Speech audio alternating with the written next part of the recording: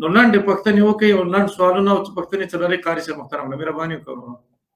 منیب صاحب. السلام علیکم ورحمت الله.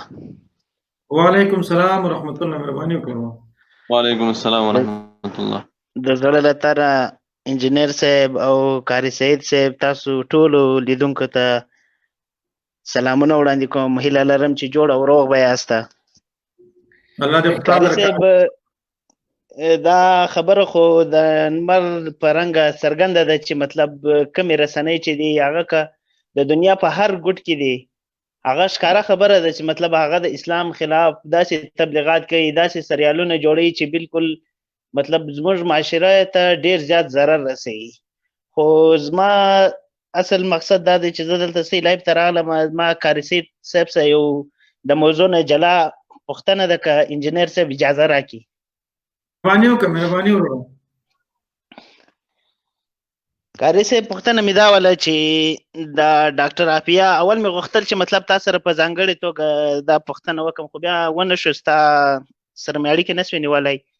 د ډاکټر عافیه صدیقې په اړه مې پوښتنه کوله چې مطلب 15,000 قیدان د طالبانو د راخلاص شو او ډاکټر عافیه چې هم د طالبانو په تورن نیول شوې ده، نو ولې طالبان مطلب د ډاکټر عافیه صدیقې لپاره داسې خاص اقدام وانخیستلو او په هغې باندې داسې سکوت اختیار کړی دی؟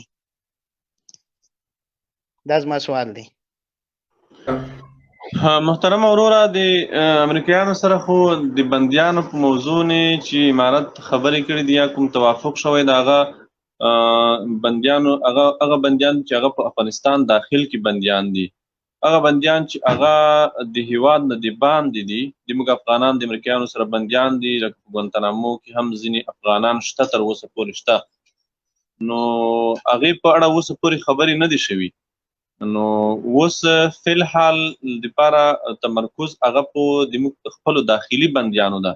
موږ په خپله په بګرام او پلچرخي کې داسې بندیان لرو چې هغه تاسې به بله ورځ یو ویډیو لیدلې وي چې یو سپین ږیره ده چې د 160 کلونو په عمر کې ده. د 160 کلونو په عمر کې داسې بندیان هم موږ لرو. د دې نه ورهاخوا داسې بندیان هم موږ لرو چې د مرګ شپې ورځې سبا کوي. تاسې وینئ په دا څو ورځې مخکې هم د فرا ولایت یو بندي و چې هغه په زندان کې په شهادت ورسېدو. هغې نه یوه میاشت مخکې یو بندي په شهادت ورسېدو د مریضۍ د وجې نه. داسې مریضان موږ لرو چې هغه لا علاجه مریضان دي، هلته پراته دي، په بیخي ګرځېدلی تللی نه شي.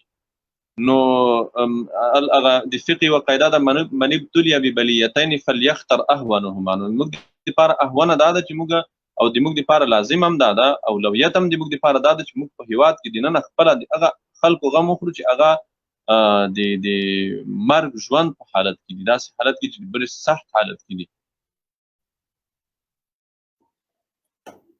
الله دې خوشحاله قاری صاحب محترم. ابو مصعب مایک دې خلاص کړه وروره. ابو مصعب مایک دې خلاص کړه. السلام علیکم.